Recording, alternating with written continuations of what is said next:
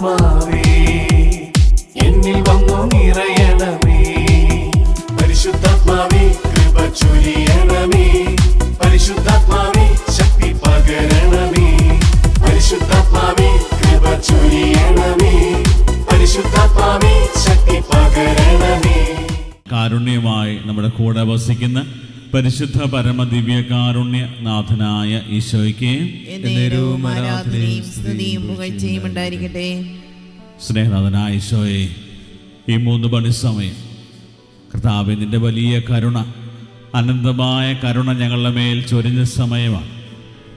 കാൽവരിയിൽ 3 ആണികളിൽ മനുഷ്യവംശത്തിനു വേണ്ടി ജീവൻ ബലി കഴിച്ച നിമിഷം, അവസാനത്തുള്ള രക്തം പോലും ഞങ്ങളുടെ രക്ഷയ്ക്ക് വേണ്ടി നൽകി എൻ്റെ അനന്തമായ സ്നേഹവും കരുണയും ലോകത്തെ കാണിച്ച ആ മഹനീയമായ നിമിഷം ഈശോയെ, ഈ മണിക്കൂറിൽ നിൻ്റെ പീഡാനുഭവത്തെയും നിൻ്റെ സഹനങ്ങളെയും ഒക്കെ ധ്യാനിക്കുന്നവരെ നിൻ്റെ സ്വന്തമാക്കി മാറ്റുവാന്ന് ഒരിക്കലും ഉപേക്ഷിക്കത്തില്ലെന്ന് നമുക്ക് വാഗ്ദാനം ചെയ്തിട്ടുണ്ട്. ഈ 1 മണിക്കൂറിൽ കർത്താവിൻ്റെ കരുണയിൽ ആശ്രയിച്ചുകൊണ്ട്, ഈ 1 മണിക്കൂറിൻ്റെ എല്ലാ അനുഗ്രഹങ്ങളും യാചിച്ചുകൊണ്ട് ഒന്ന് ചേർന്ന് ഞങ്ങൾ പ്രാർത്ഥിക്കുന്നു. ഈശോയുടെ തിരുഹൃദയത്തിൽ നിന്ന് ഞങ്ങൾക്ക് കാരുണ്യ സ്രോതസ്സായി ഒഴുകിയിറങ്ങിയ തിരുരക്തമേ, തിരുജലമേ, ഈശോയുടെ തിരുഹൃദയത്തിൽ നിന്ന് ഞങ്ങൾക്ക് കാരുണ്യ സ്രോതസ്സായി ഒഴുകിയിറങ്ങിയ തിരുരക്തമേ, തിരുജലമേ, ഈശോയുടെ തിരുഹൃദയത്തിൽ നിന്ന് ഞങ്ങൾക്ക് കാരുണ്യ സ്രോതസ്സായി ഒഴുകിയിറങ്ങിയ തിരുരക്തമേ, തിരുജലമേ, ഈശോയിൽ പ്രിയപ്പെട്ടവരെ, ദിവ്യകാരുണ്യനാഥൻ്റെ സന്നദ്ധിയിലായിരുന്നു കൊണ്ട് കർത്താവിൻ്റെ കരുണയുടെ മുഖത്തെ നമ്മൾ ധ്യാനിക്കുമ്പോൾ വചനത്തിൽ നമ്മൾ കാണുന്നൊരു കാര്യമുണ്ട്. അതായത് കർത്താവിനെ അനുഭവിച്ചറിഞ്ഞവരുടെ ജീവിതങ്ങളെല്ലാം മാറി. ഈശോയുടെ അടുക്കൽ വന്നവരും ഈശോയെ തൊട്ടവരും ഈശോയുടെ വചനം കേട്ട് അതനുസരിച്ച് ജീവിക്കാൻ തീരുമാനമെടുത്തവരുടെയൊക്കെ ജീവിതങ്ങൾ മാറുന്നതായിട്ട് കാണാൻ പറ്റും. പിന്നീട് അവരുടെ ജീവിതങ്ങൾ മുഴുവനും കരുണയുടെ ജീവിതങ്ങളായിട്ടാണ് മാറുക. പിതാവായ ദൈവം മനുഷ്യവംശത്തിന് നൽകിയ ആ വലിയ സ്നേഹത്തിൻ്റെ, അല്ലെങ്കിൽ പിതാവായ ദൈവത്തിൻ്റെ കരുണ എന്ന് പറയുന്നത് ഈശോ മിശിഹ തന്നെയാണ്. അതായത് കരുണയായ ഈശോയെ കണ്ടുമുട്ടിയ നിമിഷം മുതൽ ആളുകളുടെ ജീവിതങ്ങൾ മാറി. നമുക്കറിയാം, ഒത്തിരിയേറെ ആളുകൾ, പാപിനിയായ സ്ത്രീ ഒത്തിരിയേറെ പാപത്തിൻ്റെ അവസ്ഥകളിൽ നിന്ന്, അവൾ ചെയ്തുകൊണ്ടിരുന്ന എല്ലാ പാപത്തിൻ്റെ അവസ്ഥകളിലും കർത്താവിനെ കണ്ടുമുട്ടിയ നിമിഷം മുതൽ, കർത്താവിൻ്റെ കരുണ അനുഭവിച്ച നിമിഷം മുതൽ അവളൊരു പുതിയ സൃഷ്ടിയായിട്ട് മാറുകയാണ്. പിന്നീട് അവളുടെ ജീവിതം പരിശോധിച്ച് കഴിഞ്ഞാൽ ഈശോയുടെ കൂടെ നടക്കുന്നവളാണ്. ഈശോയ്ക്ക് വേണ്ടി ശുശ്രൂഷ ചെയ്യുവാനും, അതുപോലെ തൻ്റെ ജീവിതം തൻ്റെ സ്വാർത്ഥമായ താല്പര്യങ്ങളെക്കാൾ അധികമായിട്ട് എൻ്റെ കർത്താവിനെ ശുശ്രൂഷിക്കാൻ ഞാൻ തയ്യാറാണ്. അങ്ങനെ ഒരു മനോഭാവത്തിലേക്ക് വളരുന്ന പാപിനിയായ സ്ത്രീയെ കാണാൻ പറ്റും. മഗ്ദലന മറിയത്തെയാണ് അവർ സൂചിപ്പിക്കുക. വീണ്ടും നമ്മൾ കാണുന്ന വ്യക്തിയാണ് ലേവി. ചുങ്കക്കാരനായിരുന്നു. ഈശോയുടെ കരുണാർദ്രമായ ആ ഒരു വിളി കേട്ട് അതിനോട് പ്രത്യുത്തരം നൽകി കഴിഞ്ഞപ്പോൾ പിന്നീട് ക്രിസ്തുവിൻ്റെ കൂടെ നടക്കുന്നു. ഈശോയുടെ കരുണയെക്കുറിച്ചൊക്കെ വാചാലമായി ആദിമസഭാ സമൂഹത്തെ പഠിപ്പിക്കാനൊക്കെ ഒത്തിരിയേറെ ത്യാഗമെടുത്തൊരു അപ്പസ്തോലനാണ് വിശുദ്ധ മത്തായി. ഇന്ന് വചനത്തിലൂടെ കടന്നു പോകുമ്പോൾ ഈശോയെ കണ്ടുമുട്ടിയവരും ഈശോയുടെ കരുണ അനുഭവിച്ചവരുമായ ജീവിതങ്ങൾ ശ്രദ്ധിച്ചു കഴിഞ്ഞാൽ അവർക്കൊക്കെ ഒരു വലിയ മാറ്റം, അവർ ദൈവത്തിൻ്റെ കരുണയുടെ മുഖങ്ങളായിട്ട് മാറി എന്നുള്ളതാണ്. വീണ്ടും നമ്മൾ കാണുന്നത് സഭ ഔദ്യോഗികമായി കൃത്യമായി പഠിപ്പിക്കുന്നൊരു കാര്യമുണ്ട്. ഒരു കരുണയുടെ അമ്മ എന്ന പേരിൽ വലിയ ഒരു ടൈറ്റിൽ പരിശുദ്ധ അമ്മയ്ക്ക് നൽകുന്നു.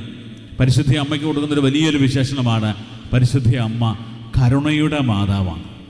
ഈ ഒരു കാര്യം പറഞ്ഞു വയ്ക്കാനുള്ള പ്രധാന കാരണം, ദൈവത്തിൻ്റെ ആ ഒരു വലിയ കരുണ ഈശോയാണെങ്കിൽ ഈശോയെ ലോകത്തിലേക്ക് നൽകുവാനായിട്ട് സഹായകമായത് പരിശുദ്ധ അമ്മയാണ്. അതുകൊണ്ട് പരിശുദ്ധ അമ്മയ്ക്ക് ഏറ്റവും ചേർന്ന ഒരു വിശേഷണമാണ് കരുണയുടെ അമ്മ എന്നുള്ളത്. അതായത് ദൈവത്തിൻ്റെ അമ്മയായി, അതുപോലെ തന്നെ ദൈവത്തിൻ്റെ കരുണയെ ലോകത്തിലേക്ക് നൽകിയ അമ്മയായി മാറിയ പരിശുദ്ധ അമ്മയെപ്പോൾ നമ്മുടെയൊക്കെ ജീവിതങ്ങളും അപ്രകാരമായിത്തീരണമെന്ന് ദൈവം ആഗ്രഹിക്കുന്നുണ്ട്. പരിശുദ്ധ അമ്മയുടെ ജീവിതത്തിൽ ഈശോയെ ലോകത്തിലേക്ക് നൽകിയത് മാത്രമല്ല, കരുണയുടെ മാതാവായി തീർന്നത് മാത്രമല്ല, അതിനേക്കാൾ ഉപരിയായി കരുണയായി മാറാനായിട്ട് ഓരോ ജീവിത സാഹചര്യത്തിലും ദൈവത്തിൻ്റെ കരുണയായിട്ട് മാറാനായിട്ട് പരിശുദ്ധ അമ്മയ്ക്ക് സാധിച്ചു. യോഹന്നാൻ്റെ സുവിശേഷം 2-ാം അധ്യായത്തിൽ നമ്മൾ കാണുന്നുണ്ട് കാനായിലെ കല്യാണ വിരുന്നിൽ അവിടെ കൃത്യമായിട്ടും വചനം പറയുന്നത്, അവിടെ വീഞ്ഞ് തീർന്നു പോയപ്പോൾ യേശുവിൻ്റെ അമ്മ അവനോട് പറഞ്ഞു, അവർക്ക് വീഞ്ഞില്ല. പരിശുദ്ധ അമ്മ അവരുടെ ഒരു ആവശ്യം കണ്ടറിഞ്ഞ്, ആ ഒരു കുടുംബത്തിൻ്റെ ആവശ്യം കണ്ടറിഞ്ഞ് അവരെ സഹായിക്കാനായിട്ട് കരുണയോടെ ഇറങ്ങി വരുന്ന പരിശുദ്ധ അമ്മയെ കാണാൻ പറ്റും. ലൂക്കായുടെ സുവിശേഷത്തിൽ നമ്മൾ കാണുന്നൊരു കാര്യമാണ്. അതായത് നല്ല സമറായനെ കുറിച്ച് പറഞ്ഞു. നല്ല സമറായൻ ആരാണ് എൻ്റെ അയൽക്കാരൻ എന്ന് ചോദിക്കുമ്പോൾ ഈശോ പറയാണ്, അവൻ്റെ ഒരു ആവശ്യം കണ്ടറിഞ്ഞവനെ സഹായിക്കുന്നവനാണ്, അവനോട് കരുണ കാണിച്ചവനാണ്. അതുകൊണ്ട് നീയും പോയി അതുപോലെ ചെയ്യുക എന്ന് നമ്മൾ നല്ല സമറായൻ്റെ ഉപമയിൽ ഈശോ പഠിപ്പിക്കുന്നത്. ഇത് തന്നെയാണ് പരിശുദ്ധ അമ്മയുടെ ജീവിതത്തിൽ നമ്മൾ കാണാൻ പറ്റുന്നത്. കാനായിലെ കല്യാണ വിരുന്നിൽ പരിശുദ്ധ അമ്മ അടുക്കളയിലൊക്കെ ചെന്ന് അവരുടെ ആവശ്യങ്ങൾ കണ്ടറിഞ്ഞിട്ട് അവരോട് പറയുകയാണ്, അവൻ പറയുന്നത് ചെയ്യുവൻ. ഈശോ പറയുന്നതും ഈശോ പഠിപ്പിക്കുന്നതുമായ കാര്യങ്ങൾ നിന്റെ ജീവിതത്തിൽ നീ ചെയ്യുക, നീ അത്ഭുതങ്ങൾ കാണുക. അങ്ങനെ പരിശുദ്ധ അമ്മയുടെ ജീവിതങ്ങൾ ശ്രദ്ധിച്ചു കഴിഞ്ഞാൽ തുടക്കം മുതൽ അവസാനം വരെ പരിശുദ്ധ അമ്മ കരുണയുടെ ഒരു വലിയ നിറകുടമായിട്ട് മാറുകയാണ്, കരുണയായിട്ട് മാറുകയാണ്. നമ്മൾ കരുണയായ ദൈവത്തെ അനുഭവിച്ചറിഞ്ഞതിന് ശേഷം നമ്മുടെ ജീവിതവും കരുണയുടെ ജീവിതമായിട്ട്, അല്ലെങ്കിൽ കർത്താവിൻ്റെ കരുണയുടെ മുഖമായിട്ട് മാറാനായിട്ട് സാധിക്കുമ്പോൾ മാത്രമാണ് നമ്മുടെ ജീവിതം കൂടുതൽ ധന്യമാകും. ദൈവത്തിൻ്റെ ആ ഒരു വലിയ സ്വപ്നത്തോട് നമ്മുടെ ജീവിതങ്ങൾ ചേരുന്നത്. പ്രിയപ്പെട്ടവരെ, ഒരു വലിയ ബോധ്യം നമ്മളിലൊക്കെ നിറയാം. നമ്മുടെയൊക്കെ ജീവിതങ്ങളെ പരിശോധിച്ച് കഴിഞ്ഞാൽ ഓരോ ദിവസവും നമ്മൾ പ്രാർത്ഥിക്കുന്നു, കർത്താവേ നിൻ്റെ കരുണയിൽ ആശ്രയിക്കുന്നു. എന്തിനു വേണ്ടിയാണ്? നമുക്ക് നിത്യജീവൻ ആവശ്യമാണ്.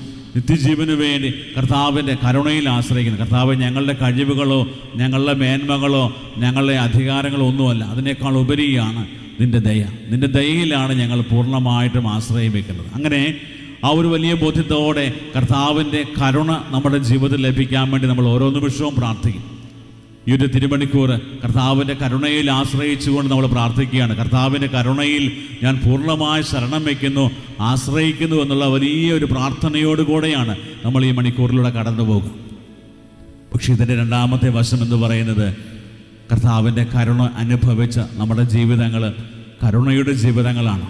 നമ്മുടെ ചുറ്റുമുള്ളവർ, നമ്മുടെ പ്രിയപ്പെട്ടവരായിക്കോട്ടെ, മാതാപിതാക്കളായിക്കോട്ടെ, സഹോദരങ്ങളായിക്കോട്ടെ, നമ്മളെ സഹായിക്കുന്ന ഏതെങ്കിലും രീതി നമ്മുടെ കൂട്ടുകാരായിക്കോട്ടെ, അവരോടൊക്കെ കരുണയോടെ പെരുമാറുവാനും കരുണയുടെ മുഖങ്ങളായിട്ട് മാറുവാനും നമുക്ക് സാധിക്കാറുണ്ടോ? ഒത്തിരിയേറെ മാനസികമായ പ്രശ്നങ്ങളിലൂടെ, പ്രതിസന്ധികളിലൂടെ, കുടുംബത്തിൻ്റെ തകർച്ചകളിലൂടെയൊക്കെ ഒത്തിരിയേറെ ആളുകൾ കടന്നു പോകുന്നുണ്ട്. അവരൊക്കെ നമ്മുടെ അടുക്കൽ വരുമ്പോൾ നമുക്കൊരു ആശ്വാസമായിട്ട് മാറാൻ, കരുണയുടെ ഒരു മുഖമായിട്ട് മാറുവാനായിട്ട് നമുക്ക് സാധിക്കാറുണ്ട്. നമ്മുടെ അനുഗ്രഹം നമ്മുടെ ജീവിതം പോലും മറ്റുള്ളവർക്കൊരു അനുഗ്രഹമായിട്ട് മാറുന്നുണ്ടോ? പലപ്പോഴും നമ്മുടെയൊക്കെ സാന്നിധ്യം അത് എപ്രകാരമാണെന്ന് നമ്മൾ ധ്യാനിക്കേണ്ടതാണ്. നമ്മുടെ സാന്നിധ്യം പോലും മറ്റുള്ളവർക്ക് അനുഗ്രഹപ്രദമാകുന്ന രീതിയിൽ കർത്താവേ ഞങ്ങളുടെ ജീവിതങ്ങളെ മാറ്റണമേ എന്ന് ഈ നിമിഷം നമുക്ക് പ്രാർത്ഥിക്കാം. ദിവ്യകാരുണ്യനാഥൻ്റെ ആശീർവാദത്തിനായിട്ട് ഒരുങ്ങുമ്പോൾ നമ്മുടെ പ്രാർത്ഥനാ സഹായം ആവശ്യപ്പെട്ട എല്ലാവരെയും ദൈവസന്നിധിയിൽ സമർപ്പിക്കാം. ഈ ഒരു മണിക്കൂറിൽ കർത്താവിൻ്റെ കരുണയിൽ ആശ്രയിക്കുന്ന എല്ലാവരുടെയും പ്രത്യേക നിയോഗങ്ങൾ സമർപ്പിക്കുന്നു. നിരവധി ആളുകൾ അവരുടെ നിയോഗങ്ങൾ പ്രത്യേകമായി പ്രാർത്ഥിക്കുവാനായി അയച്ചു തന്നിട്ടുണ്ട്. നിരവധി ആളുകൾ കടബാധ്യതയിലും ശാരീരികവും മാനസികമായ വേദനകളിലും ഒത്തിരിയേറെ തടസ്സങ്ങളിലൂടെ കടന്നു പോകുന്ന മക്കളുണ്ട്. ജീവിതത്തിൽ പ്രത്യാശ നഷ്ടപ്പെട്ട് നിരാശയിൽ കഴിയുന്ന ഒത്തിരിയേറെ മക്കൾ, വിവാഹ ജീവിതത്തിൽ മക്കളില്ലാതെ സങ്കടപ്പെടുന്ന ഒത്തിരിയേറെ മക്കൾ, എല്ലാവരെയും കർത്താവെ അങ്ങയുടെ കരങ്ങളിലേക്ക് സമർപ്പിക്കുന്നു. കർത്താവെ, നിനക്ക് അസാധ്യമായിട്ടൊന്നുമില്ല.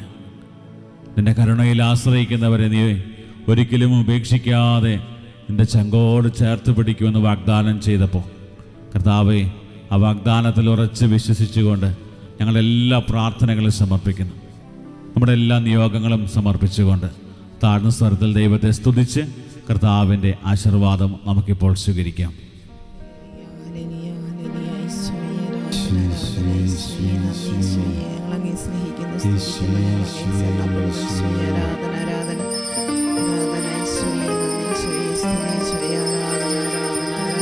ആരാധന ആരാധന